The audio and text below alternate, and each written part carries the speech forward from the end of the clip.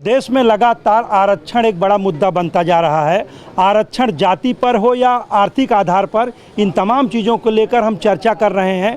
जो जानकार हैं, लॉ के जानकार होते हैं, वकील होते हैं, एडवोकेट लोग, उनसे हम बात करते हैं। सर, ये बताइए कि आरक्षण जाति पर होना चाहिए या आर्थिक आधार पर, क्योंकि खबरें ये आ रही कि 80% पाने वाला व्यक्ति उस मुकाम पर नहीं पहुंच पाता और 33% वाला पहुंच जाता है। आपका क्या मत है?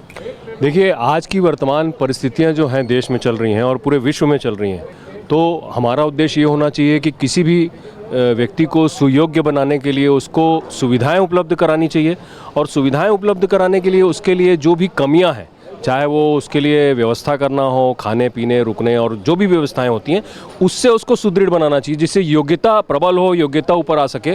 तो मुझे ऐसा लगता है कि ये किसी जाति विशेष के लिए नहीं होना चाहिए।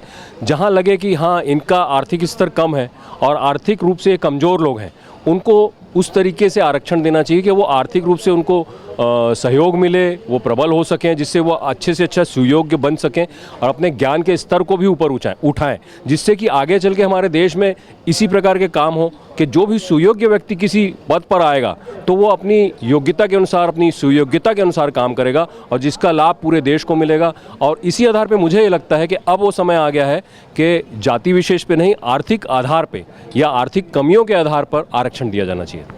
आपको क्या लगता है? मेरा मानना ये है कि 33% प्राप्त करके यदि कोई डॉक्टर बनता है तो वो कैसा इलाज करेगा? 33% प्राप्त करके अगर कोई जज बनता है तो कैसा न्याय करेगा? और ये कैसी व्यवस्था है और कब तक रहेगी ये व्यवस्था?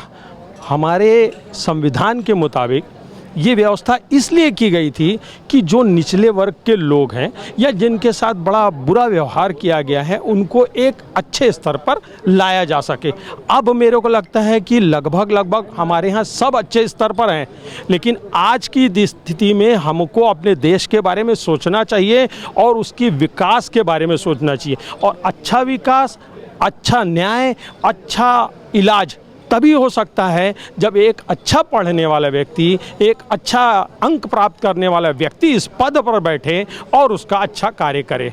और अगर यदि कोई व्यक्ति अक्षम है तो चाहे वो किसी भी जाति का हो, उसको आप सुविधा दो, उसको आप सशक्त बनाओ, ना कि उसको आप किसी पोस्ट पे बैठा दो और उसको निर्णय करने का अधिकार दे दो, ना कि आप किसी को उसको डॉक्टर बना दो और वो इलाज करे। अरे भाई, हमको भी ये समझना होगा कि कोई भी राजनेता सरकारी अस्पताल में अपने बच्चों का इलाज नहीं कराता। कोई राजनीतिक व्यक्ति सरकारी स्कूल में अपने बच्चों को नहीं पढ़ाता। कोई भी ऑफिसर अपने बच्चों को क्यों और कब तक, इसके बारे में विचार करना होगा और इसमें कुछ ना कुछ निर्णय लेना होगा।